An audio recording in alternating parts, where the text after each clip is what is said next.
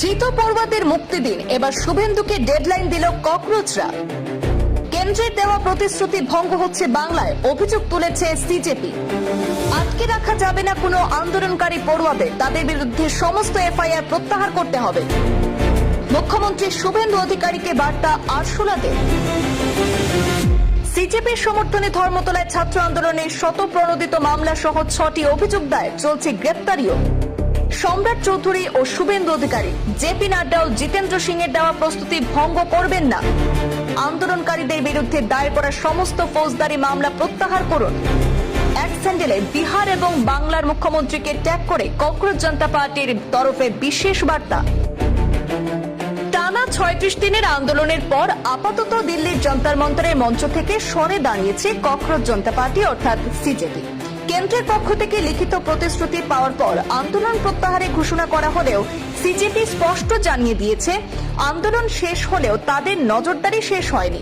দলের অভিযোগ, আন্দোলন প্রত্যাহারের সময় কেন্দ্রের পক্ষ থেকে যে প্রতিশ্রুতি দেওয়া হয়েছিল তার একটি গুরুত্বপূর্ণ অংশ এখনো বাস্তবায়িত হয়নি। সেই প্রতিশ্রুতি ছিল, আন্দোলনের জেরে যাদের বিরুদ্ধে বিভিন্ন রাজ্যে মামলা এবং এফআইআর হয়েছে সেগুলি প্রত্যাহার করা হবে। আর এই ইস্যুতেই এবার সরাসরি পশ্চিম বাংলা এবং বিহারের নেতৃত্বকে বার্তা দিল সিজেপি। দলের সরকারি এক স্যান্ডেল থেকে পশ্চিম বাংলার মুখ্যমন্ত্রী শুভেন্দু অধিকারী এবং বিহারের সম্রাট চৌধুরীকে ট্যাগ করে একটি পোস্ট করা হয়েছে। সেখানে সিজেপির তরফে লেখা হয়েছে, জেপি নাড্ডা ও জিতেন্দ্র সিং যে প্রতিশ্রুতি দিয়েছেন তা ভঙ্গ করবেন না। আন্দোলনকারীদের বিরুদ্ধে দায়ের করা সমস্ত ফৌজদারি মামলা ও এফআইআর প্রত্যাহার করুন।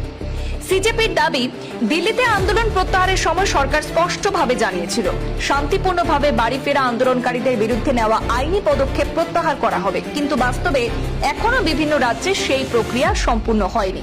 বিশেষ করে পশ্চিম বাংলায় সিজেপির সমর্থনে ধর্মতলায় অনুষ্ঠিত ছাত্র আন্দোলনের পর পরিস্থিতি নতুন মোড় নেয়। অভিযোগ, ওই কর্মসূচির জেরে হেয়ার স্ট্রিট থানায় একটি শতপ্রণোদিত মামলা সহ মোট 6টি অভিযোগ দায়ের হয়েছে। পাশাপাশি কয়েকজন আন্দোলনকারীদের বিরুদ্ধে গ্রেপ্তারি অভিযানও চলছে বলে দাবি করা হয়েছে। অন্যদিকে বিহারেও আন্দোলনের সঙ্গে যুক্ত কয়েকজনের বিরুদ্ধে আইনি ব্যবস্থা নেওয়া হয়েছে। প্রশ্ন ফাঁস ইস্যুতে সেখানে আন্দোলনে অংশ নেওয়ার অভিযোগে তেজ প্রতাপের বিরুদ্ধে ভারতীয় ন্যায় সংহিতার 109 ধারায় মামলা দায়ের করা হয় এবং তাকে 14 দিনের বিচার বিভাগীয় হেফাজতে পাঠানো হয়েছে। আর এই ঘটনাগুলিকে কেন্দ্রের প্রতিশ্রুতির পরিপন্থী বলে দাবি করেছে ককরোচ জনতা পার্টি। দলের জাতীয় মুখপাত্র সৌরভ দাস জানিয়েছেন, আন্দোলনকারীদের আইনি সুরক্ষা দিতে দেশের প্রতিটি রাজ্যে তাদের আইনজীবী দল প্রস্তুত রয়েছে। কেউ আইনি সমস্যায় পড়লে সংগঠন তার পাশে থাকবে বলে আশ্বাস দিয়েছেন তিনি। এখন রাজনৈতিক মহলে প্রশ্ন উঠছে, কেন্দ্রের দেওয়া আশ্বাস অনুযায়ী কি সত্যি সব মামলা প্রত্যাহার করা হবে, নাকি এই ইস্যু ঘিরে ফের নতুন বিতর্ক শুরু হতে পারে? সিজেপির এই নতুন বার্তার পর পশ্চিমবাংলা এবং বিহারের রাজনৈতিক মহলেও জোর আলোচনা শুরু হয়েছে।